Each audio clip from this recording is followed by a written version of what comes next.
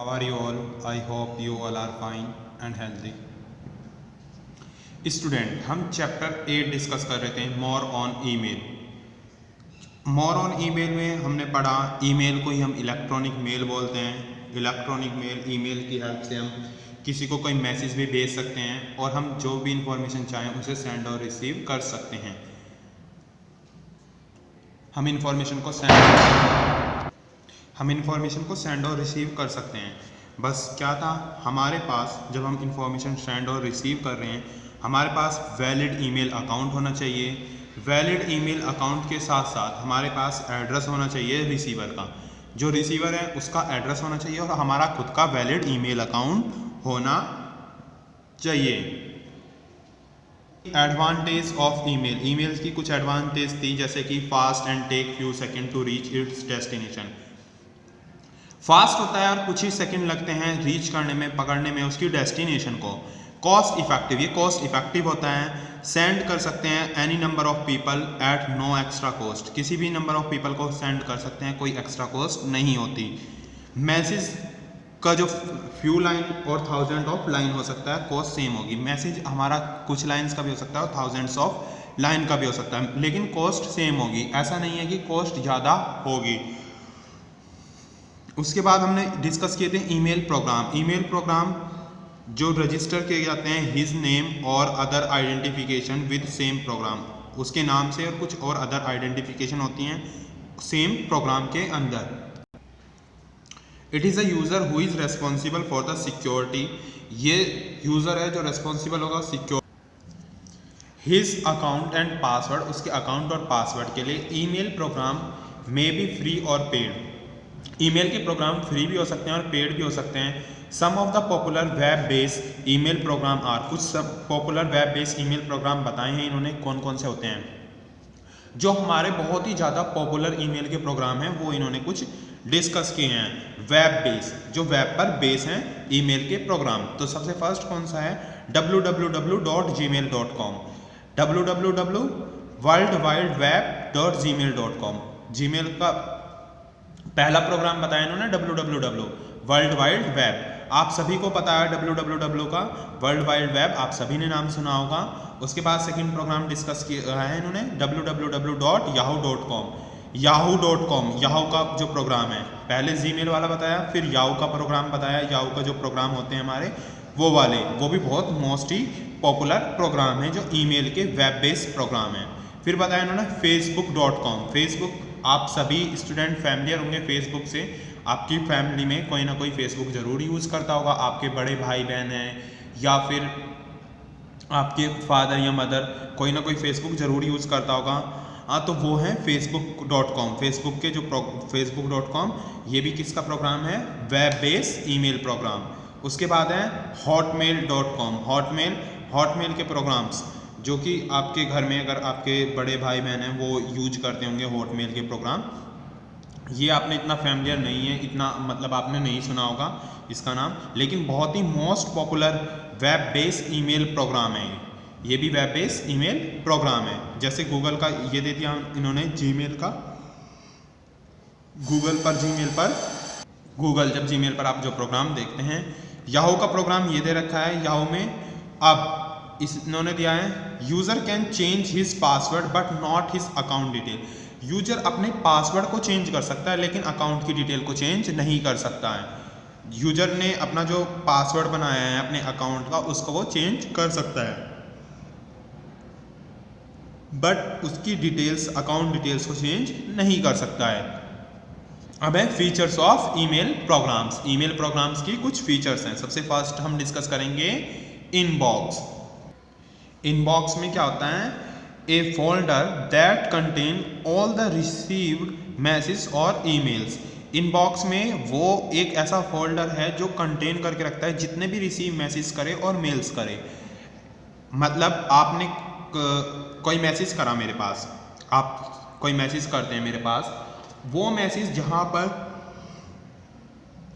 जिस फोल्डर के अंदर सेव होगा उसको क्या बोलेंगे, इनबॉक्स। आपने मैसेज करा, रिसीवर मैं हूँ, मैंने वो मैसेज रिसीव करा, तो मेरे पास वो जो मैसेज जहाँ पे सेव हैं जिस फोल्डर के अंदर सेव है उसको बोलते हैं इनबॉक्स। और ईमेल्स, ईमेल्स आपने कोई मुझे ईमेल करा, वो ईमेल मैंने रिसीव किया, मैं I am the receiver, you are the sender, मैं रिसीव कर रहा हूँ उस ईमेल को, वो मेल मेरे पास जहाँ पर सेव है वो होता है हमारा इनबॉक्स। उसके पास है compose, this option is use to write a new message, ये ऑप्शन यूज करा जाता है राइट करने के लिए न्यू मैसेज, नए मैसेज को लिखने के लिए यूज करते हैं हम कंपोज का। फिर है send, all compose message are send, सारे कंपोज मैसेज सेंड करे जाते हैं यूजिंग दिस ऑप्शन। जितने भी हमारे कंपोज के मैसेज है, कंपोज में हमारे कौन से मैसेज होते हैं, जो भी option use to write new message, जो भी हम ऑप्शन यूज करते हैं नया मैसेज लिखने के लिए, नया मैसेज हम लिखते हैं ना, न्यू मैसेज लिखते हैं, न्यू मैसेज लिखने के लिए हम जो भी ऑप्शंस यूज करते हैं वो हमारे कंपोज में आते हैं। और सेंड में बोला है जितने भी कंपोज मैसेज होंगे वो send using their option, send करते हैं यूज करके ऑप्शन। अब मैंने कोई मैसेज लिखा है, कोई मैसेज मैंने टाइप किया है, अब ऐसा तो नहीं है कि वो मैसेज मैंने अपने पास रखने के लिए लिखा है, मैं उस मैसेज को किसी ना किसी को तो सेंड करूंगा ना, किसी ना किसी को तो मैं भेजूंगा उस मैसेज को। वो जो सेंड करा जाता है, सेंड करते हैं, उसे बोलते हैं सेंड। कंपोज, जब मैंने उसे नया मैसेज लिखा, क्रिएट किया नया मैसेज, वो आता है कंपोज में, और जब सेंड कर दिया, भेज दिया, वो आएगा सेंड में। Reply, this option is use to reply a receive message, ये ऑप्शन किस लिए यूज करा जाता है, रिप्लाई करने के लिए रिसीव मैसेज का। अब आपने मेरे पास कोई मैसेज भेजा, आप मेरे पास कोई भी मैसेज भेजते हैं, जैसे कि आप व्हाट्सएप यूज करते हैं सभी लोग, आप स्टूडेंट किसी के पास कोई व्हाट्सएप पर मैसेज भेजते हैं, आपका कोई रिलेटिव है या आपका कोई फ्रेंड है, आपको अपने किसी फ्रेंड से कुछ पूछना है, या आप अपने किसी रिलेटिव के पास कोई मैसेज भेजते हैं, या आप अपने किसी टीचर्स के पास भेज रहे हैं मैसेज। तो जैसे कि बहुत से बच्चों ने क्या किया, वर्क नहीं किया टाइम से, फिर उसके बाद अपने सब्जेक्ट टीचर को मैसेज किया, sir send me the question answer, ma'am send me the question answer of chapter this. तो इस तरीके से आपने वो मैसेज भेजा। रिसीवर कौन है, जिसने को आपने मैसेज भेजा वो रिसीवर है, यू आर द सेंडर, जब आप मैसेज भेज रहे हो आप सेंडर हो। जिसके पास भेजा गया, जिसके लिए वो मैसेज भेजा गया, वो कौन है, रिसीवर। अब उसने, रिसीवर ने वो मैसेज रिसीव करा, अब आपने किसी से पूछा कि सेंड कर, आप कोई इन्फॉर्मेशन मांग रहे थे, जैसे send me the question answer, आपने ये भेजा, अब आपको उसका रिप्लाई भी चाहिए। अब ऐसा तो नहीं है कि सामने वाला देखने के बाद उसको सीन करके ऐसे ही छोड़ दें, देखने के बाद छोड़ दें, आप फिर से मैसेज करोगे, तो या तो वो क्वेश्चन आंसर भेजेगा, या वो कुछ आपको मैसेज भेज सकता है, जैसे कि लाइक वेट फॉर 5 मिनट, या wait I will sending you, कुछ भी वो जो मैसेज भेजेगा आपको, जो आपका वो आपके मैसेज का रेस्पॉन्स भेजेगा, उस रेस्पॉन्स को ही बोलते हैं रिप्लाई। जो सामने वाले ने आपके मैसेज का रेस्पॉन्स भेजा, आपको बदले में भेजा, वो है क्या, रिप्लाई, उसको बोलते हैं रिप्लाई करना। फिर है forwarding, this option is use to forward a copy of receive message to other people. ये मैसेज किस लिए यूज कर जाता है, फॉरवर्ड करने के लिए, copy of receive message to other people, other people को कॉपी भेजने के लिए रिसीव मैसेज की। आपने कोई मैसेज मुझे भेजा और वो मैसेज मुझे किसी स्टूडेंट को भेजना था, या फॉर एग्जांपल मैंने आपको कोई मैसेज भेजा है और मुझे आपकी पूरी क्लास को वो मैसेज कन्वे करना था, मैंने आपको मैसेज भेजा, अब मैं वही मैसेज दोबारा से टाइप क्यों करूँगा, why I am typing again and again. अगर मैं बार बार टाइप करूँगा उसी सेम मैसेज को, मुझे 5 पर्सन्स को कोई मैसेज भेजना है और मैं उस मैसेज को 5 बार टाइप करूँगा, तो मुझे टाइम भी लगेगा उसमें, और मैं उसमें टाइम भी लगेगा और मैं उसे बार बार टाइप करता रहूँगा। तो उस चीज़ के लिए ऑप्शन यूज करते हैं फॉरवर्ड। एक बार मैंने मैसेज को टाइप करा, उसके बाद उसी मैसेज को मैंने जिन 5 पर्सन्स को भेजना था, उन 5 पर्सन को वही मैसेज मैंने फॉरवर्ड कर दिया। एक ही मैसेज 5 बंदों को मैंने एक बार में भेज दिया, एक को भेजने के बाद मैंने उन 5 बंदों को भेज दिया, तो वो होता है फॉरवर्ड। इससे मुझे टाइम भी बच गया। जैसे कि आप व्हाट्सएप पर, फेसबुक पर मैसेज फॉरवर्ड करते हो, आपके पास कोई मैसेज आया, आप उसे अपने फ्रेंड के पास फॉरवर्ड कर देते हो, या आप कई बार जोक्स फॉरवर्ड करते हो अपने फ्रेंड्स के पास, या किसी आपके पास वर्कशीट आई किसी सब्जेक्ट की, आप उस वर्कशीट को सेंड कर रहे हो, वो होते हैं हमारे फॉरवर्ड। अब है delete, all the selected message are delete using this option. ये यूज करा जाता है सेलेक्ट करके मैसेज को डिलीट करना यूजिंग दिस ऑप्शन। डिलीट का यूज करके हम मैसेज को डिलीट करते हैं, डिलीट से ही क्लियर हो रहा है, डिलीट करेंगे। इन्होंने बोला all the selected message, selected message जिस मैसेज को आप डिलीट करना चाह रहे हो। ऐसा होता है ना कि हम मैसेज को, कुछ ही मैसेज को डिलीट करते हैं, कुछ को रख लेते हैं। जिस मैसेज को आप डिलीट करना चाह रहे हो वो होंगे डिलीट। सेलेक्ट, उन्हें बोला है सिलेक्टेड मैसेज। जैसे व्हाट्सएप पे आप मैसेज करने के बाद उनको डिलीट कर देते हो कई बार, तो वो जो आपने सेलेक्ट करे, सेलेक्ट करने के बाद उन मैसेज को डिलीट करा, all the selected message are deleted using this option. जितने भी आपने सेलेक्टेड मैसेज करे, सेलेक्ट करे जिन मैसेज को, उनको डिलीट करना इस ऑप्शन का यूज करके। ये होता है आपका डिलीट के अंदर। फिर आपके कॉन्टैक्ट्स, कॉन्टैक्ट्स में क्या है, it store the email address of the other people.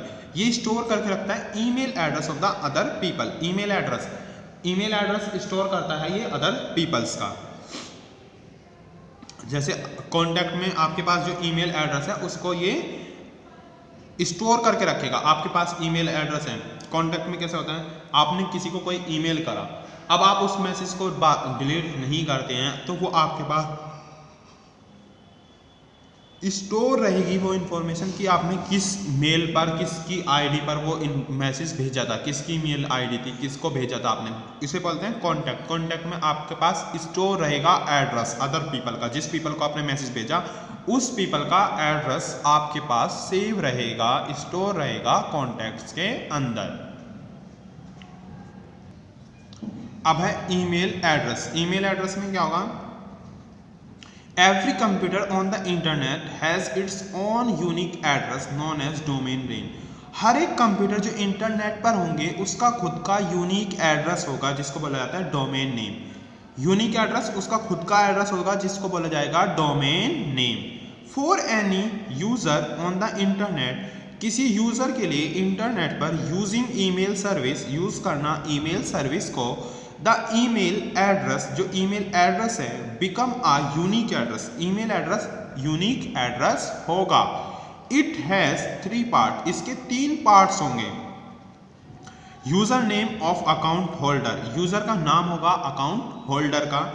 Symbol, ये वाला सिंबल होगा read as at the rate, जिसको बोलते हैं हम क्या, at the rate. Domain name of the internet service provider, domain name internet service provider, ISP। Student याद रखना ISP, आपसे क्वेश्चन पूछा जा सकता है एग्जाम में, what is the full form of ISP, internet service provider. तो स्टूडेंट ये बिल्कुल मत बोलना आपके सिलेबस से आउट ऑफ सिलेबस है या आपको नहीं पता है। इंटरनेट सर्विस प्रोवाइडर, ISP की फुल फॉर्म है internet service provider. For example BSNL, Bharat Sanchar Nigam line, Airtel, Sify etcetera. The user name comes first, user का जो नेम होगा वो फर्स्ट आएगा, विच आइडेंटिफाई द यूजर, जो आइडेंटिफाई करेगा किसको, यूजर को। The user name and domain name are the separate by the symbol, user का नेम और डोमेन नेम सेपरेट होंगे बाय द सिंबल, सिंबल के थ्रू। यूजर का नेम और डोमेन नेम सेपरेट कर जाएंगे bye the symbol, eight the rate से आपके ये सेपरेट कर जाते हैं। फॉर एग्जाम्पल, एग्जाम्पल के लिए दिया है यूजर नेम, जैसे इन्फो, ये यूजर का नाम हो गया, एट द रेट ये सिंबल है, yahoo.com ये डोमेन नेम है। User name info, eight the rate symbol, yahoo.com domain name. तो इस तरीके से सेपरेट करा जा सकता है। क्या बताया इन्होंने ईमेल एड्रेस में, मेन यही बताया है कि कंप्यूटर पर इंटरनेट के कुछ यूनिक एड्रेस होते हैं जिन्हें बोलते हैं हम डोमेन नेम, जो कि किसी भी यूज़र को इंटरनेट यूज़ करते हैं मेल सर्विस पे। ईमेल एड्रेस यूनिक एड्रेस होता है जिसके 3 पार्ट हैं, यूज़र का नाम, जो यूज़र का नाम होगा, सिंबल होगा जिसे एट द रेट बोलते हैं, और डोमेन नेम होगा।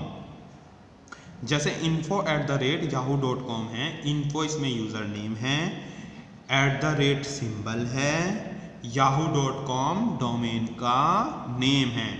हमने कौन सी यूज करी है, yahoo.com internet service provider, ISP use करा हमने yahoo.com। अगर हम यहाँ पे gmail.com यूज करते तो gmail.com हमारा डोमेन नेम था। यहाँ डोमेन नेम में क्या आता है, इंटरनेट सर्विस प्रोवाइडर का नेम, जो इंटरनेट सर्विस प्रोवाइड करी गई है, यूजर नेम जिस नेम से आपने अपनी ईमेल आईडी बनाई, और सिंबल आपका हमेशा एट द रेट ही रहेगा, और डोमेन में आपके जो भी आपने इंटरनेट सर्विस प्रोवाइडर का यूज किया है वो आपके आएंगे डोमेन नेम के अंदर।